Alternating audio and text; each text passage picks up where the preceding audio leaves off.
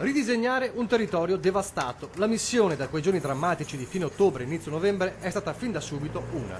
Il tempo però scorre, lo scenario non aiuta, ma alcune cifre importanti ci sono. 420 cantieri programmati in questo 2019, 196 di questi già in opera. In cassa per finanziarli quasi 944 milioni di euro, oltre 4 dei quali arrivati con il conto corrente e la solidarietà dei veneti.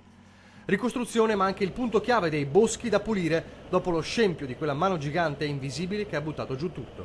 Ad oggi 700.000 metri cubi ripuliti ad Asiago, 600.000 metri cubi di legname venduto dal Cadore e 800.000 del Lagordino. Ci vorranno almeno 80.000 camion per portare a destinazione ovviamente tutto questo legname, però è pur vero che non ci sono alternative. Per quanto riguarda il lago di Alleghe, che ha circa 8 milioni di metri cubi di materiale di detriti al suo interno, abbiamo già iniziato la pulitura dell'alveo. Ricordo che è un intervento da 8 milioni di euro e il materiale verrà utilizzato per fare un terrapieno, una pista ciclabile, quindi ciclopedonale, lungo il Cordevole, evitando di portare anche questo materiale a valle con i camion.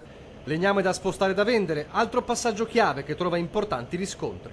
Le gare sono partecipate, si va anche con prezzi assolutamente al di fuori di ogni più rosea aspettativa, visto e considerato che noi alla fine metteremo sul mercato quasi 3 milioni di metri cubi. E poi bisogna pensare al futuro, come il progetto Recupero Montagna Veneta, per mettere in sicurezza i siti valanghivi con strumenti speciali, evitando i rischi per gli operai. Abbiamo un investimento di oltre 230 milioni di euro per mettere in sicurezza dalle valanghe i borghi abitati e le strade. Ovviamente ci andranno dei lavoratori e quindi qui la volontà di fare un grande progetto con Spisal per tutelare la sicurezza sul lavoro. Non ho ancora chiuso il tema delle richieste a Roma, conclude il commissario per l'emergenza Vaia. Faremo di tutto per portare a casa le risorse necessarie per far rinascere il territorio, ma dobbiamo darci tutti una mano. Ci vuole un po' di pazienza perché poi le situazioni di lavoro e i contesti di lavoro sono assolutamente difficili.